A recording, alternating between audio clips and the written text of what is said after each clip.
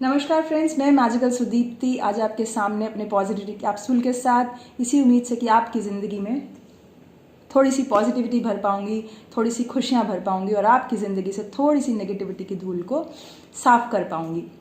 दोस्तों, आज मैं आपसे बात करने वाली हूँ कि ज़िंदगी ने मुझे पिछले कुछ समय में क्या लेसन सिखाए हैं। ज़िंदगी ने मुझे 3 लेसन सिखाए हैं। मैं लेसन्स तो बहुत सारे सिखाए हैं, लेकिन मैं आपसे सिर्फ 3 लेसन्स के बारे में बात करूँगी। पहला लेसन है कि लाइफ बहुत प्रेशियस है और इसकी क्वालिटी को बेहतर करना या ख़राब करना ये हमारे हाथ की बात है, क्योंकि ज़िंदगी ना मिलेगी दोबारा। और दूसरा लेसन है कंट्रोल द कंट्रोलेबल, जिस पर नियंत्रण कर सकते हैं उस पर नियंत्रण करें। और तीसरा कि चलते रहना है, क्योंकि चलती का नाम गाड़ी है।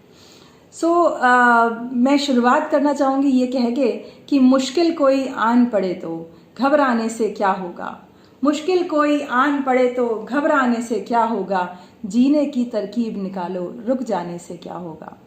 दोस्तों, पिछले 1 साल में मैंने अपने कई लव्ड वंस को खोया है और इससे बड़ा दुख और कोई नहीं होता है, क्योंकि बाकी सब चीज़ें चली जाती हैं और आ जाती हैं। आप पैसा खो जाता है फिर आ जाता है, आप फिर कमा सकते हो, बिजनेस डूब जाता है फिर कमाया जा सकता है, लेकिन जब अपना कोई चला जाता है तो उसको आप वापस नहीं ला सकते चाह कर भी।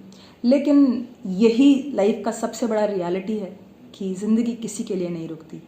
और जैसे कि इरफान खान ने भी कहा है कि डेथ और शिट कभी भी किसी को कहीं भी आ सकती है।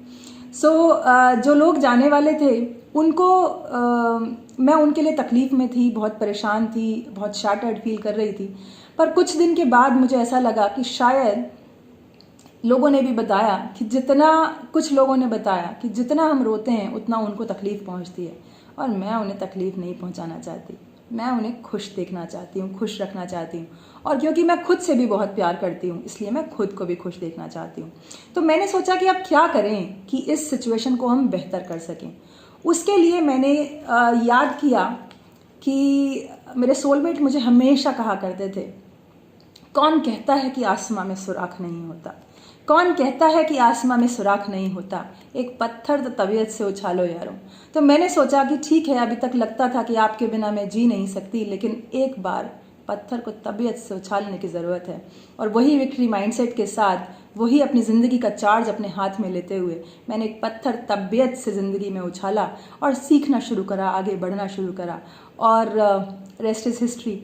सीख रही हूँ, बढ़ रही हूँ। बस इतना पता है कि लाइफ ये छोटी सी है और इसी छोटी सी लाइफ में क्वालिटी बेहतर करना अपनी और औरों की, ये मेरी चॉइस है। क्योंकि मुझे ये लगता है कि करो कुछ ऐसा कि दुनिया बनना चाहे आपके जैसा।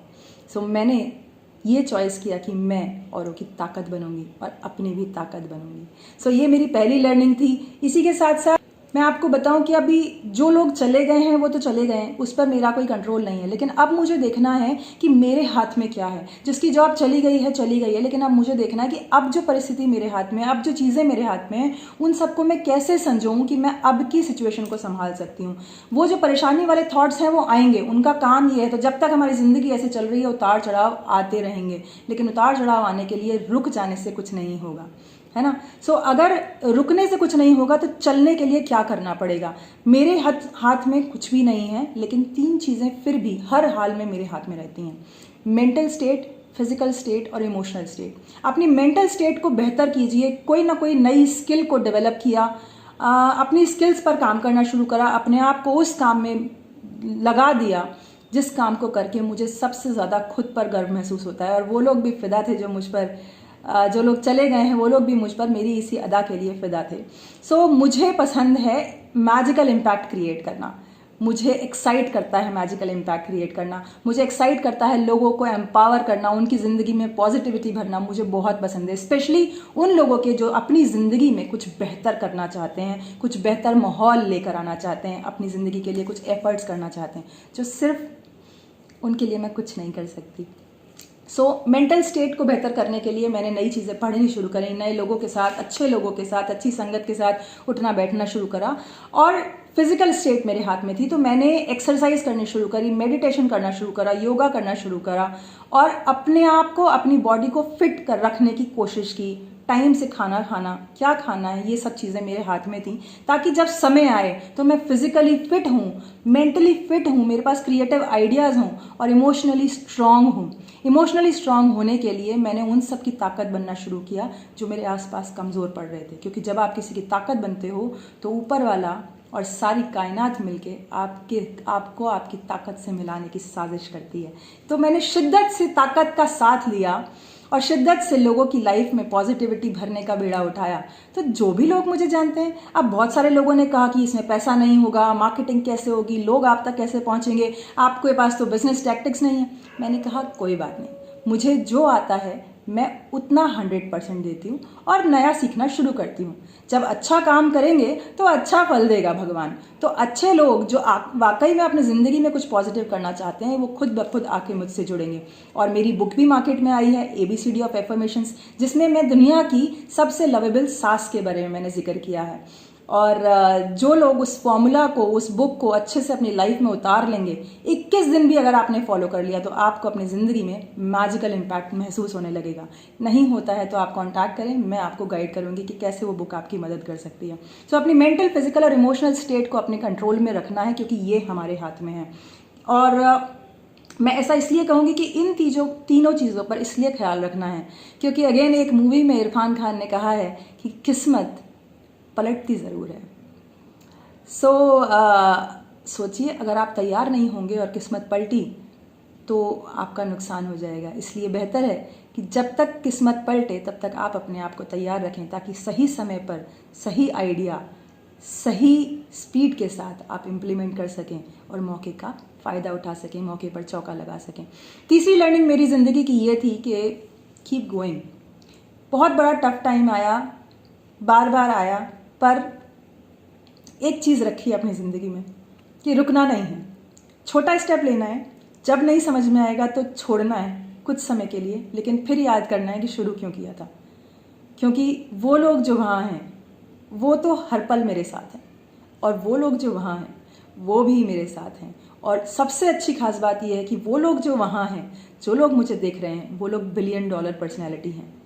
और जो लोग नहीं समझते हैं कि आप $1 बिलियन पर्सनैलिटी हैं, मैं आपको यकीन दिलाती हूँ कि अगर आपने थोड़ी थोड़ी मेहनत कर ली ना, तो आप वाकई में $1 बिलियन पर्सनैलिटी से कम नहीं है। मैं मदद कर सकती हूँ, बशर्ते आप अपनी मदद करने के लिए तैयार हों।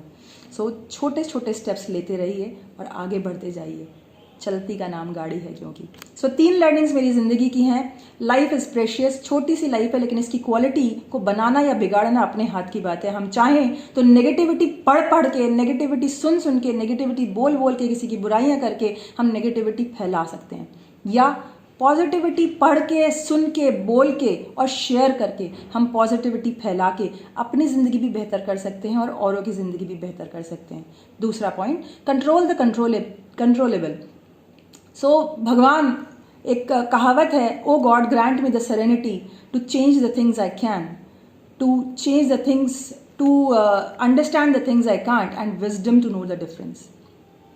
कि जो चीज़ मैं चेंज कर सकता हूँ वो मैं चेंज कर सकूँ, जो मैं चीज़ चेंज नहीं कर सकती हूँ वो मैं ना करूँ, और मैं ये विजडम भी समझ सकूँ कि मैं क्या चेंज कर सकती हूँ और क्या चेंज नहीं कर सकती हूँ। जो मेरे हाथ में है मैं उसको संभालूं, उसकी कंट्रोल अपने हाथ में कमांड लूं, क्योंकि मैं मेरा सबसे पहला बच्चा हूं। बाकी सब लोग आते जाते रहेंगे, सिचुएशंस आती जाती रहेंगी, लेकिन मैं और मेरा बच्चा हमेशा मेरे साथ रहेगा, क्योंकि मैं मेरा सबसे पहला बच्चा हूं। इसकी तरफ मेरी पहली जिम्मेदारी है। एंड तीसरा, कीप गोइंग। जब तक ये बच्चा जीवित है, जब तक हरकत है तब तक बरकत है। तो जब तक ये बच्चे में हरकत है तब तक जीवन का एक ही असूल है कि कीप गोइंग। सो अपनी वैल्यूज से अलाइन करके, अपने पैशन से अलाइन करके चलते जाना है, चलते जाना है, भले ही कदम आपका कितना भी छोटा हो। उम्मीद करती हूँ कि मेरे ये 3 लर्निंग से आपकी ज़िंदगी में भी कुछ ना कुछ मैंने धूल हटा पाई होंगी। अब मेरा सवाल आपसे है कि मैंने तो अपने जीवन की लर्निंग बता दी, कुछ आप भी बताइए कि पिछले साल भर में या पिछले कुछ दिनों में ज़िंदगी ने आपको क्या सिखाया है, क्या सीखा है आपने पिछले कुछ दिनों में अपनी ज़िंदगी से। बताइएगा ज़रूर। मैं अगले पॉजिटिविटी कैप्सूल के साथ आपसे फिर मिलूंगी। Bye bye.